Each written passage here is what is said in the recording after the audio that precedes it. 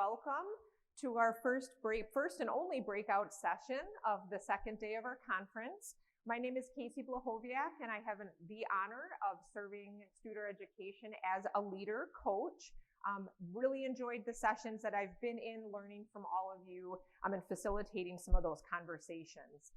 This morning, I share the stage with one of my brilliant former colleagues, Suzy Thomas, and we're going to share with you some of the work that originated in the school district of Menomonee Falls while we both served there recently, specifically around how dashboards were used for short cycle improvements and how we grounded that work directly with teachers in using the common assessments in their classrooms. So you've heard about me before. I'm going to provide Suzy some time to introduce herself to you. Oh, thank you, Casey. I am honored to be here. So my name is Suzy Thomas. I am newly serving in the role as Director of Data Quality and Analytics in the School District of Wauwatosa. So I'm thrilled to be there and to be joining a talented and driven team. And I'm so happy they stayed to listen. But the majority of my career has been in the school district of Menomonee Falls. I've been there for 21 years, and you've heard that we were early partners of Studer, and I'm really grateful that I had the opportunity to grow in a district that was committed to developing leaders. So I served in Menomonee Falls as a teacher, instructional coach, building administrator, and director. And I just, the pictures on there are really my why. So you'll see my stepdaughters, grandsons, and nieces, and when I think about improvement for them, their educational outcomes can't be left to chance, right? It can't be dependent on the teacher's classroom that they're assigned to. If we know there's a better way to do things, they deserve it, and I will work, and we know every child deserves it, but these are my people, so thank you for letting me introduce you to them. Casey and I have both recently taken next steps, but this work that we're going to talk about is really based in our time in Menomonee Falls. So, can I jump in and share one thing? I'm sorry to do that. So I wanted to just take a moment and link at the beginning what's going to be a very tactical presentation. It's going to be really rich in measures and how we understood what were leading measures for lagging measures. But what I'd encourage you to think about as a connection to what Janet shared with us this morning, where you see that parallel piece of culture and strategy. So you'll hear Suzy and I talk at several points about the important role of teacher voice in this process. None of this happened in isolation. The teacher voice around what data they trusted most, what they needed access to, when they needed access to it, what it looks like. That's all a critical piece that we just didn't want to get lost in the conversation. So we have some intentional places for it, but I just wanted you to encourage your brain to look at it both ways. It's going to be very tactical heavy, but that piece is there as well. So thank you, Suzy, for letting me jump in and share that. I appreciate it. Thank you. So the problem we want to solve, or what we're going to talk to you today about, is finding those predictive short cycle measures that we can use in our PDSA cycles to inform our big improvements. Our approach, we'll talk about the approach we took. So our commitment to organizational excellence, how we found our predictive leading measures, what our dashboards looked like, and what our short cycle improvement process looks like. But really, when I think about all of those things together, it's how we helped the people closest to the work, meaning classroom teachers, make improvements for student outcomes. So giving them the tools to take a next step that leads to better outcomes, and then we're excited to share our results with you as well. So we're going to take a few minutes and just have you think about, and this is on your handout. Just think about a key performance measure. So we're talking a big strategic measure that's attached to your work. So take a few minutes, or probably 60 seconds, to think about that and then share at your table. And we're going to have you come back to that throughout the presentation. So that's going to be a really grounding piece for you to make some connections for your own work. And thank you for diving into that. I'm going to bring you back from that. So we all have important measures that we're accountable to. So typically they are big lagging measures. And those lagging measures are important for our school district and all of our stakeholders. What we're really going to dive into today is, do we have the right leading measures to let us know at any time whether we're on track to meet our goals? As we think about leading measures, we really thought about four questions related to that.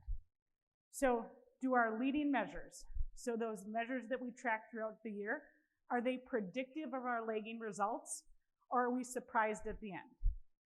So when you receive your state assessment results, is that a surprise to you? Are you feeling anxious, or do you feel confident in what you've seen throughout the year is going to lead to a great result? Second question, do the people who are closest to the work believe they can impact our internal measures? We've heard about efficacy said a lot throughout this conference. Your most important measures should be ones that the people who are doing the hard work know they can impact. Third question, do our internal measures represent the learning we believe is most important for students and where we're spending the majority of our time? The last question is system-wide. Do we know our performance? Or do our results lie in pockets throughout our organization? So really some big questions to think about as you're developing your internal measures. So going back to that big measure that you wrote down in step 1, I want you to just brainstorm a list.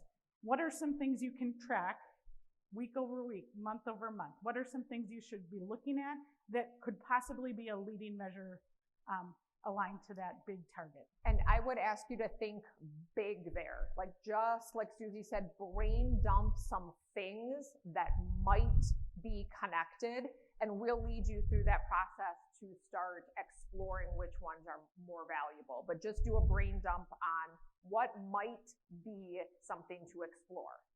So we'll invite you to start putting a bow on that list, and we will come back to that in a few minutes to ask you to do some refinement as we continue to learn and collaborate this morning. When Suzy and I were thinking about what we predicted might be most meaningful for you, we started to do some reflections on the puzzle pieces that came together for us to make our complete approach as we moved forward with this work. And one of the foundational pieces that I think is really important for us to just share with you is where we think this fits with the broader idea of organizational excellence and that history of our work with student education. I loved that Janet showed this slide this morning.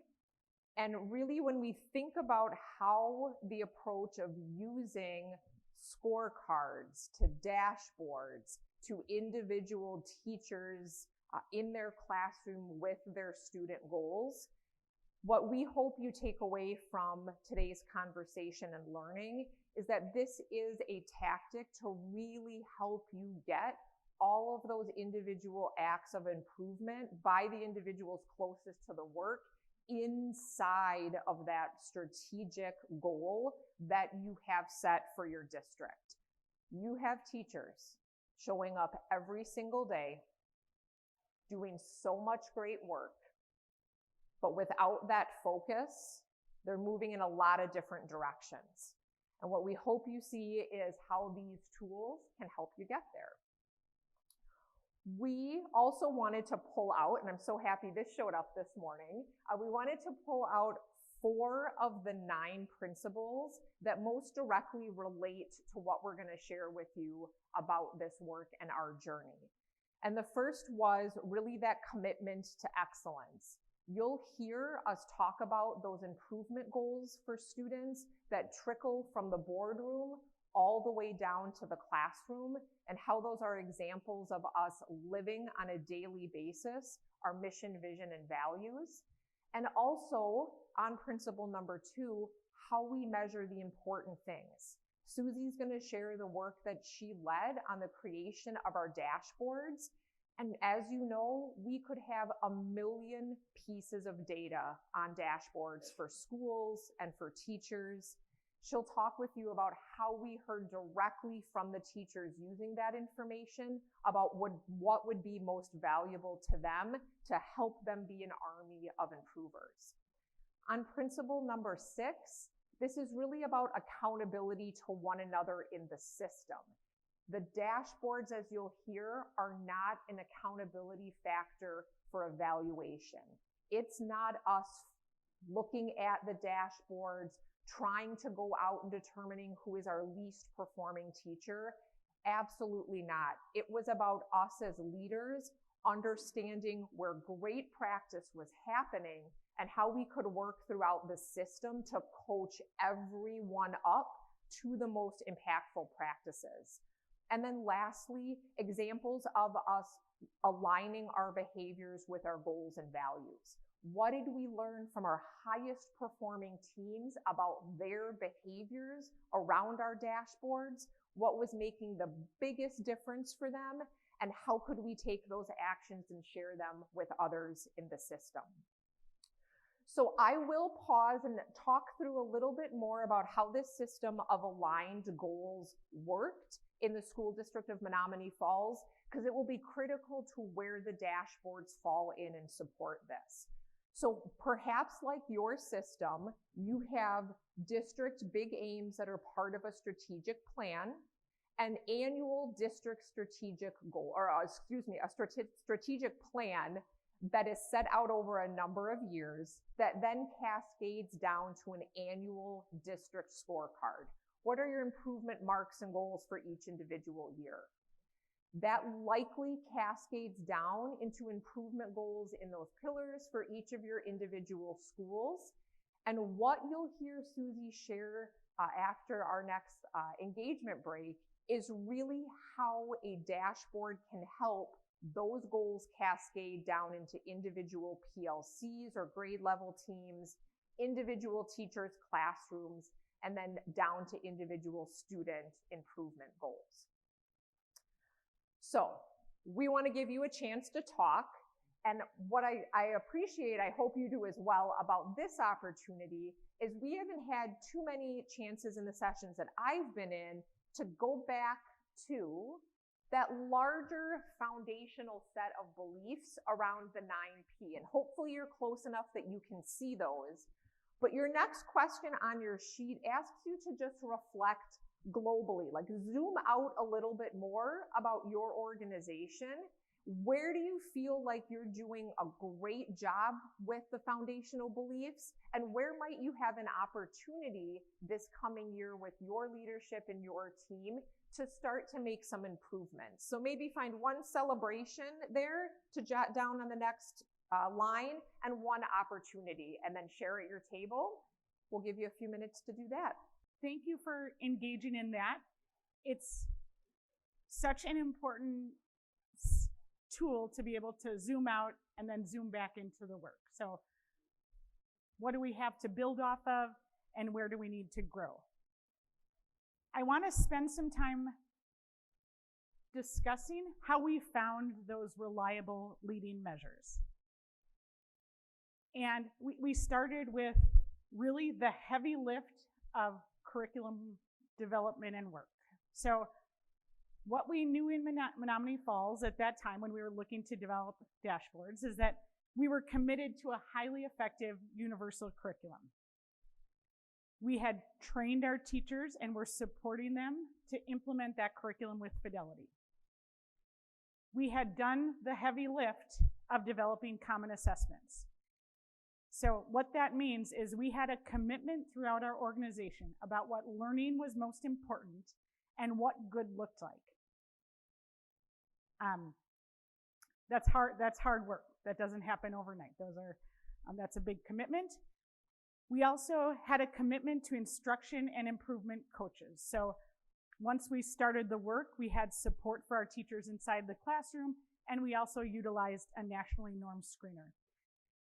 If any of those things aren't in place, you found your starting point, right? And that's where you are. That would be a good next step.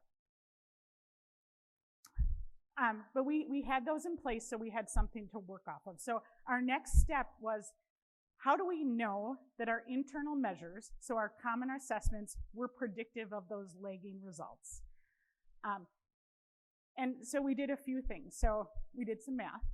I'm a math teacher, right? We should do this, right? So just a regression analysis. So were individual students' performance inside the classroom on our common assessments predicting their results on Wisconsin Forward? And were they predictive of MAP? So really getting that alignment of our assessments. And that was really important for our teachers, so the people closest to the work, to trust that what they were spending their time on was going to impact our organizational goal. Think of that line of sight again and those aligned goals. We needed to trust that that work in the classroom was going to make an impact. What we found along the way is we had a solid correlation between our internal common assessments and our Wisconsin Forward results. What we found at a few grade levels is our cut score wasn't at the right spot. So what we were saying to our teachers and our students, what we said was on grade level was really a little bit too low. So we had to find that right cut score, redefine with our teams what on grade level looked like. And that's big work too. That's not work that's done through an email, right? So that's recalibrating your teams, our grade level expectations, and then moving on with the work. But these are all key for the people closest to the work to build trust in the measurements that you're using. And I share this with you. And our beginning work wasn't pretty, and I don't think it has to be pretty. It's just numbers on spreadsheets, right? But really important. So we found out something really interesting. So when we looked at the performance of our close students in the classroom, so close students being students that entered the grade level below proficiency, but probably not qualifying for intervention, right? So the person that's going to make the biggest impact on that student's performance is the classroom teacher. When we compared teachers and their unit by unit performance for close students, and we're saying the percent of close students that were demonstrating proficiency, we found that there was wide variation. Okay, and if you look at that last column, we had a teacher who consistently, we were seeing that about 3/4 of the close students were meeting expectations on the classroom, on their classroom common assessments, which we also knew were predictive of those big measures, so Wisconsin Forward and MAP. We also had other classroom teachers, it varied widely, right? And when you think about efficacy, that's believing what you do as a teacher can make an impact on results. This showed us that there was something that some teachers were doing that others weren't, that we needed to learn about to impact results. So this was a great opportunity. We knew we could make a difference here. It's that work. Dr. Blochowiak is one of our experts in the world. I think that's her dissertation work. So I invite you to ask her about that, because that's really incredible. But we needed to know we can improve those results. So I'm going to send you back to your list, and this was question number 2, was looking at some of your internal indicators that may be good predictors. Try and zoom in on that list.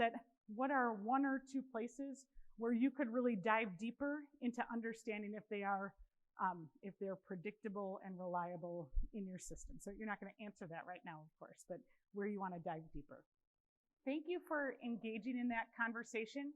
We're really curious to hear what's circling around in your head. So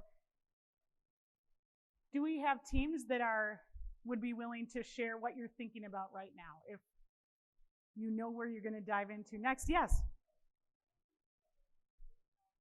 Yep.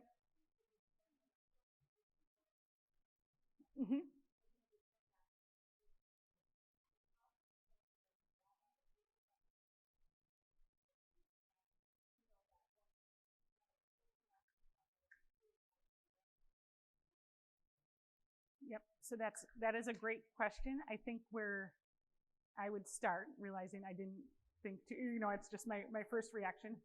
Look at that predictability. So are their classroom results predictive of your assessment results, right? So do you have that line of sight?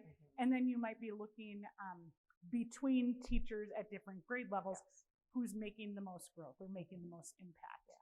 Yeah. So if you've got math, middle school math teachers, for example, 6th, 7th, 8th, I'll make some assumptions perhaps that you have one consistent curriculum in place there. Is your 6th grade teacher lifting more of those students up in terms of proficiency? Oh, she teaches the whole thing.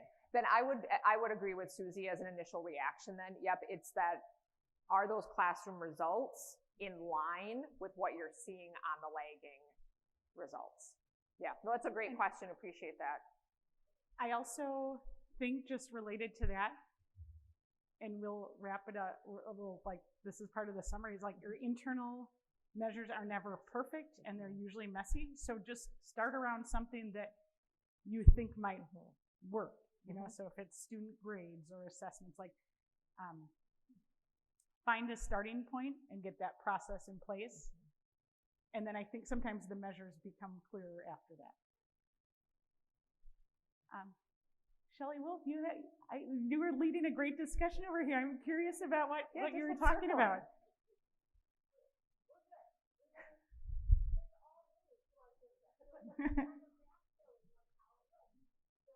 You're doing some additional onboarding.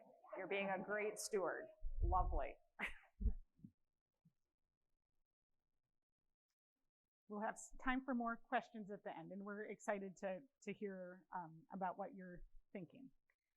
So we're going to talk a little bit about the dashboards. And if you think about a dashboard in your car, so you need to be able to look quickly to know what your status is. So we need timely data that's actionable.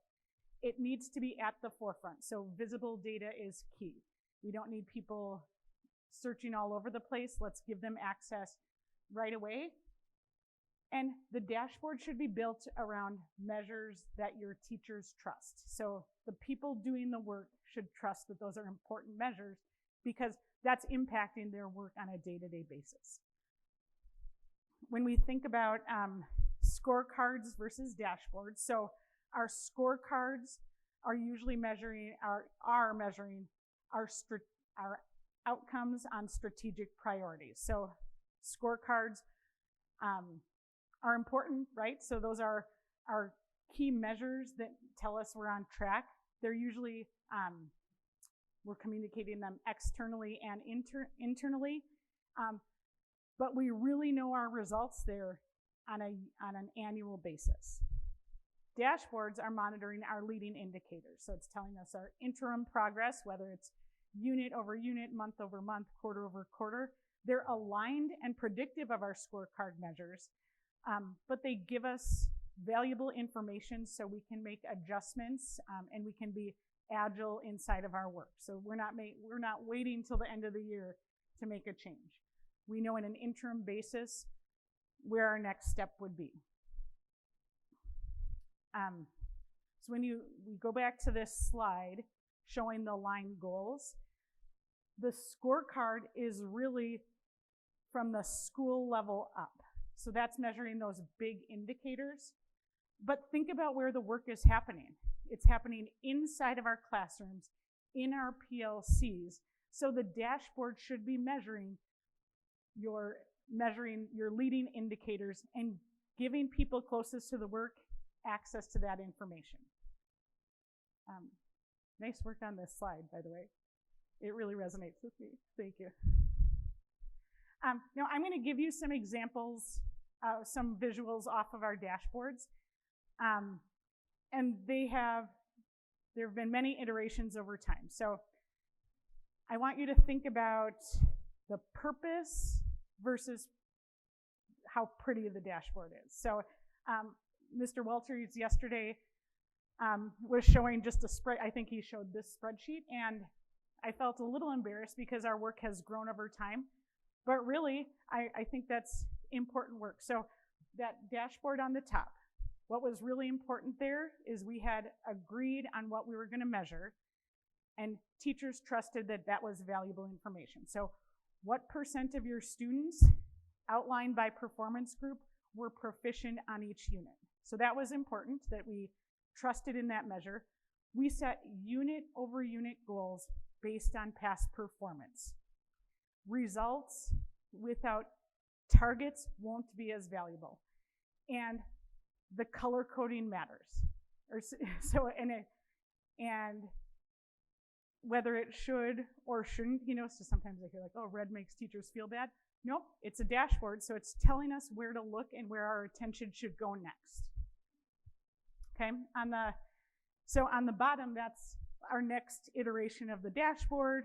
So we've moved out of spreadsheets.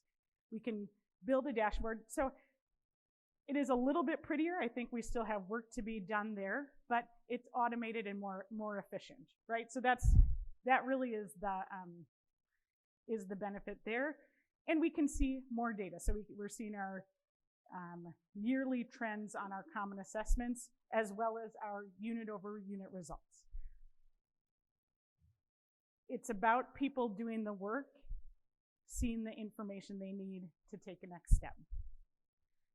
Now, I just pulled 2 other slides out of the dashboards, and I want to point out a few things that I think are really important. So our dashboards always have our annual goal, the alignment to an annual goal on the front page. So that's with that, what you're seeing on that gauge. That's where the district level looks. So we're not really diving into teacher over teacher data. We want to know, are you on track to meet your goals? The second part down on the bottom of that dashboard on the upper left is our subgroup performance. So if we want teams to focus there, make that something they have to look at, right? So we're looking at our subgroup performance. And now on the right, this really is just a spreadsheet, but we want our teachers to start asking each other, what are you doing to get great results? The way we can do that is to share their data, compare their data with each other. Okay, so that's what you're seeing at the right. We look at our close students, our close students or different subgroups of students.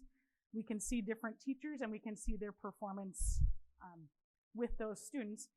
So that our purpose for the people closest to the work is when they look at the dashboards, can they find a celebration? Can they find a place to go next? The dashboards in themselves never give you answers. It just tells you where to look and where to head next, where to focus your improvement efforts. And Casey mentioned this before, if you don't have a culture to work together like this is a tactical tool, you're not ready yet. Build that culture first, a culture of trust where you can talk about how your strategies impact student achievement. Okay, so going back to your handout, so we've looked at a big goal, brainstormed some ideas of leading measures, maybe identified a few we need to focus on. Now, how can you get those measures into the hands of people closest to the work? What might be how could you tackle that as a next step? Invite you to start to wrap those particular conversations up. We do have one question that we're going to address now, and then if other questions are percolating for you, we're going to also open that up to see if there's anything we can either discuss a little bit more, uncover for you, but Suzy's got a question she wants to address for one of the teams here today. Well, and I should have said this earlier. So the dashboard is only important if it is useful for the user.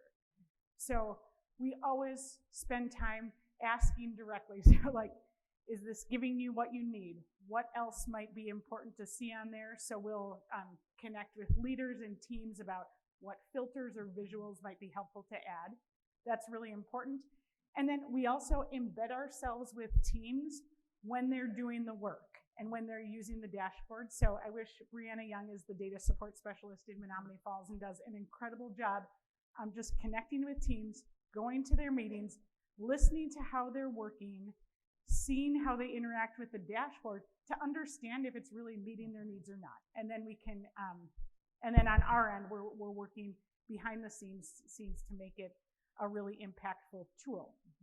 One thing we've learned along the way is people will ask for more data, and we certainly want to give people more data. But then you have to spend time cleaning it up too and focusing the attention of teams around a few key simple measures that they're going to make an impact on. So can I add a nuance please. to that as well? So Suzy and the data team in Menominee Falls were very service-minded. So when those requests would come, it oftentimes would be, tell me more about where that fits in the line of sight. So calling teachers back to that. And then sometimes there would be something we'd be exploring on a dashboard that might be hidden from certain classroom users as we worked with maybe a smaller group of teachers, leaders, to kind of understand how it all fit together. So what you're seeing here is multiple iterations over time. Yeah, okay. Any other questions that are percolating that you want to bring to the large group? Yeah, Jennifer.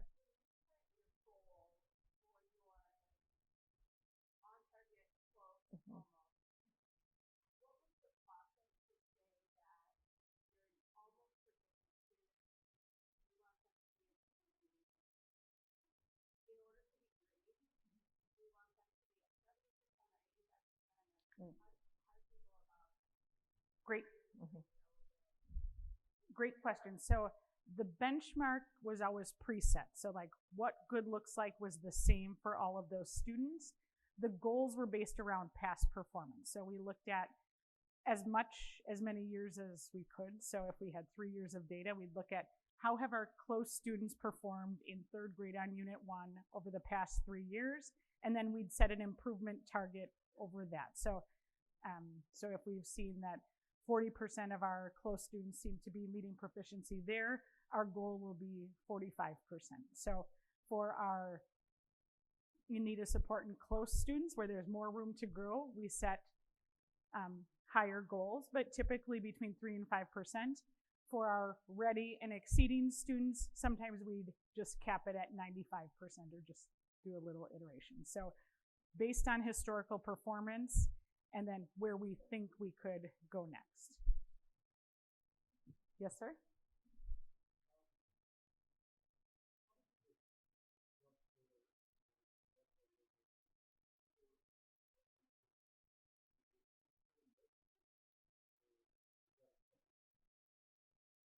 I think it's useful in both places, but our team, so our intervention teams or teams working on, so this might tell us where some of our tier 2 or tier 3 students are and where we need to dive deeper. Those teams likely will have a dashboard built specifically around their work. So we've built out a dashboard for our reading intervention team. So that really aligns to their day-to-day work. But this might be a way to find those students. Yep, dashboards for attendance at a building level where principal, student services teams are looking at those. Yep, great question, thank you.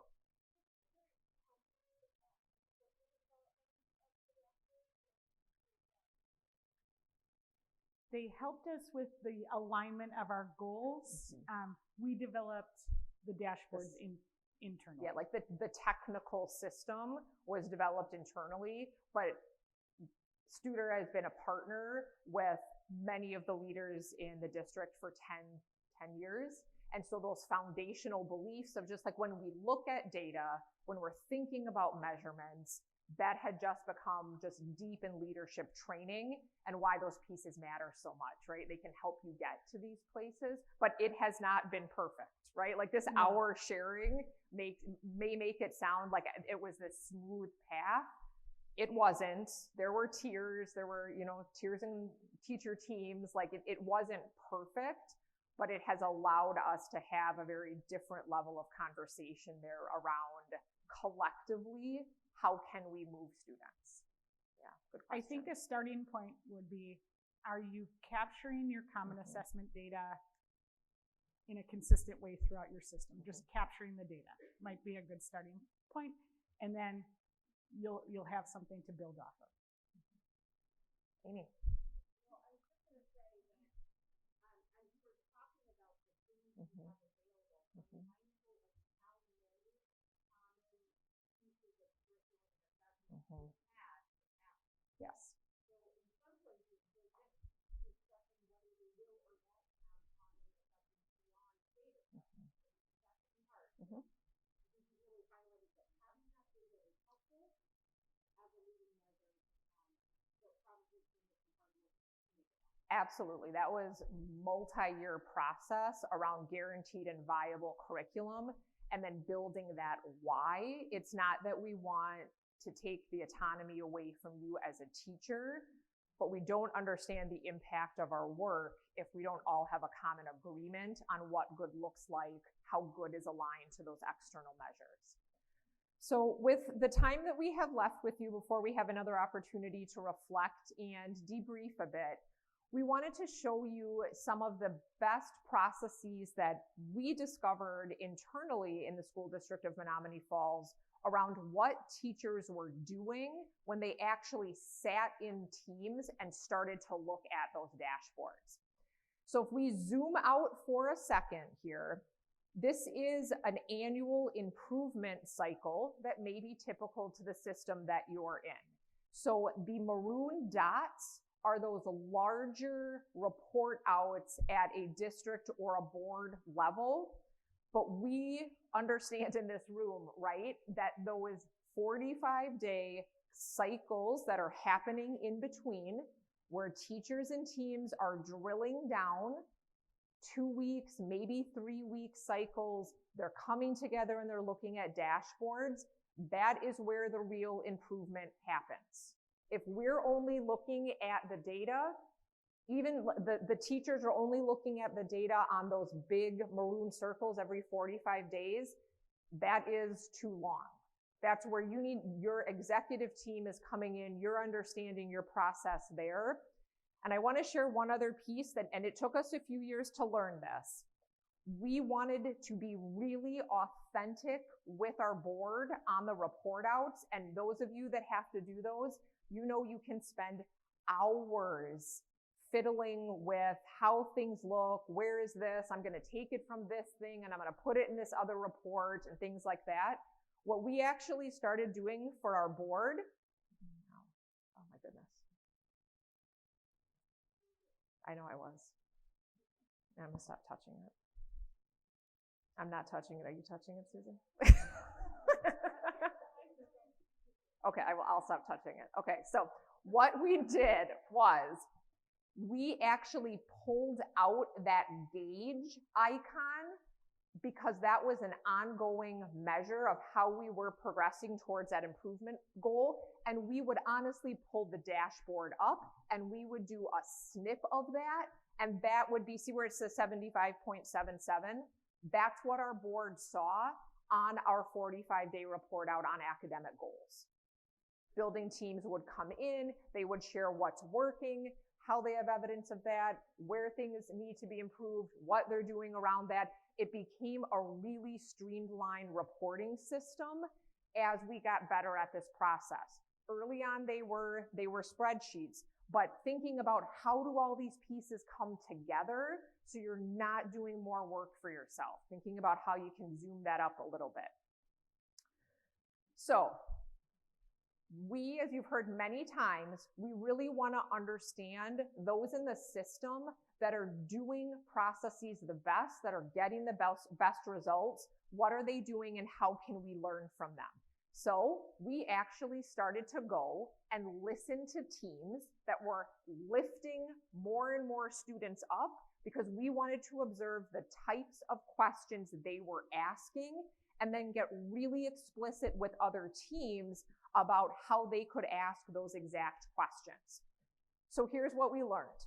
When we went and sat with those teams, what we saw them and heard them do is they would pull their dashboards up And they would start to have conversations around what are our celebrations and concerns for students, for all of them. We're looking at a high level on a grade level team here.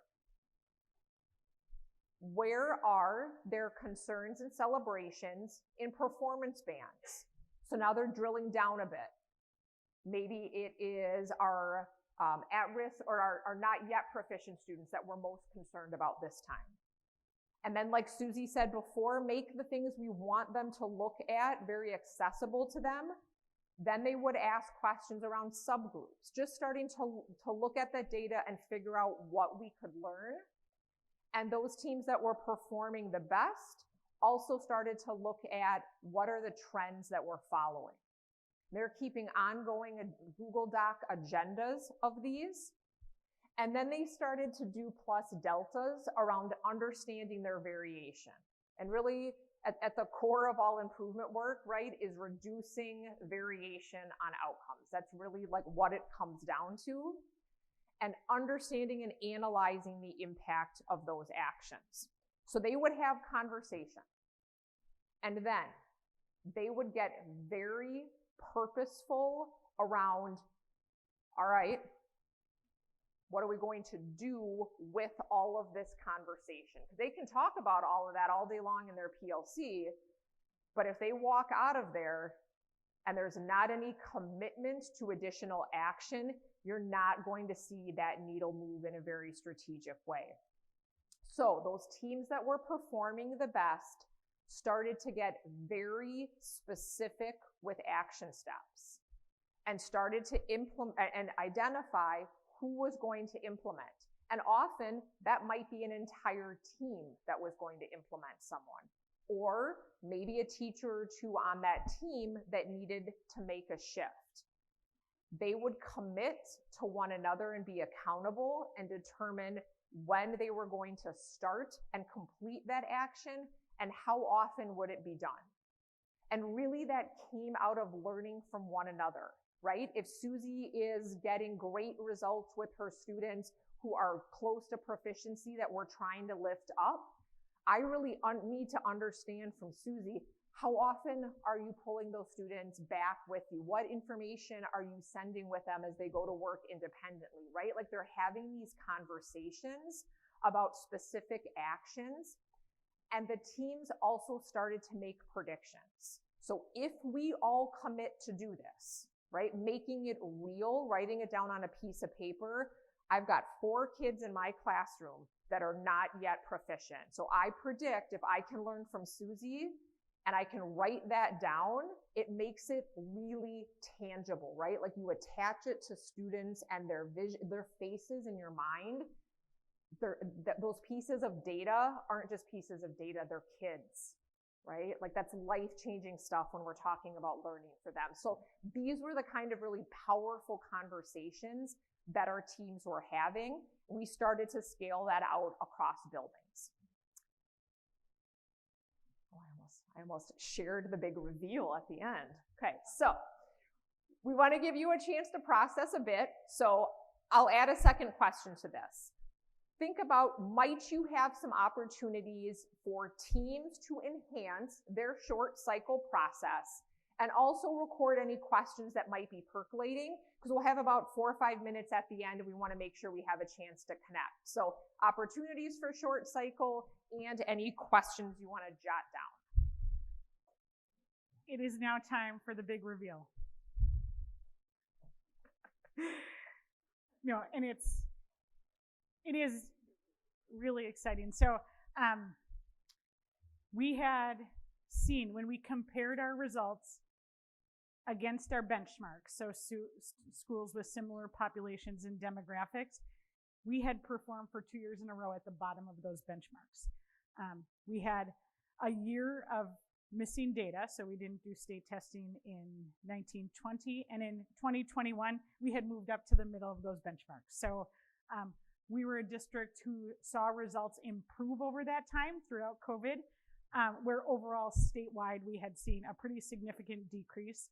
And also there was only 5% of schools statewide that saw any sort of increase. So we were so proud that we had, and when we talk about hardwiring work. So we had hardwired processes so that throughout COVID, we were able to keep students moving. So what in all of this? The aligned goals are really at the heart of the dashboards. So Janet touched on this morning that if you want to empower people to take action and make improvements and not have everything filter through you, we have to make sure they see how their work is impacting our strategic goals. Give them trust in those measures so that they know they are actively contributing to our big goals. Your internal measures are always going to be messy and not perfect, and every district will have something they need to problem solve. So you have to continue to tend to your internal measures, right? So it's not a one-time study if they're predictable or what your cut scores should be. So continue to do that work, but just start. Build on what you have. If it's student grades, if it's a report card, maybe it's map data. Start somewhere and then build on that over time. The data has to be usable, has to be meaningful for the people that are using it. So it needs to be visible, easily accessible, and should lead to some actions. Ask teams what they need. Don't assume it's not about me, it's about the people using the data the people closest to the work that need that data. We are so excited that you came here for the last session and decided to spend your time with us and engage throughout this hour. We have a few minutes for questions if you have any.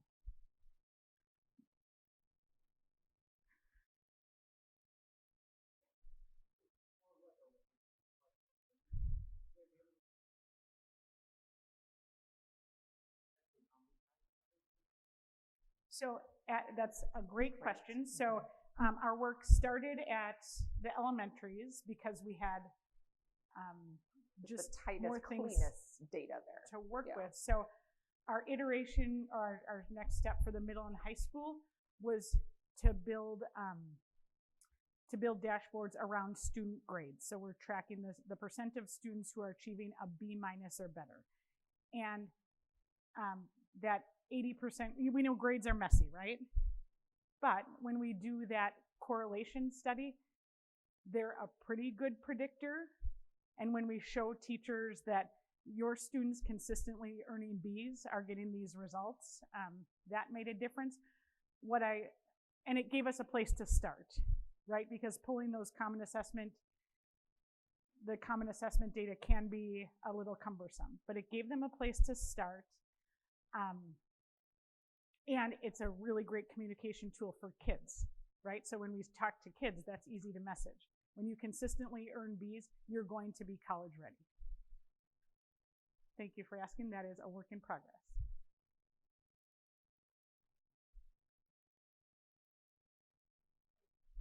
Go ahead, Leah.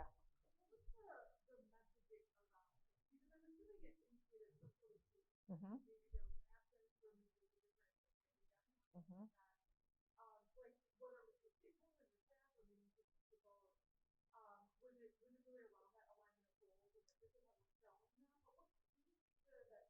Yeah, that's a great question. And so just to contextualize that within the history around the improvement work in Menominee Falls, classroom teachers had been using PDSA cycles for a number of years at this point, maybe 7 years, Suzy? Yeah, 7, 8 years maybe.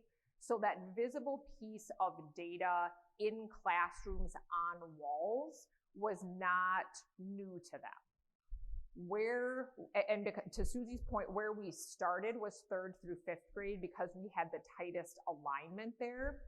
Where we started to have conversations with those teams was around exactly to this point. How could we help them see where their individual PDSA cycles fit into that line of sight on where we were going as a district. Now, I'll tell you, when we worked early on with the 2 principals at our 3rd through 5th grade buildings, they were initially very concerned about how teachers would feel, and I know we're at stop, how teachers would feel seeing one another's data.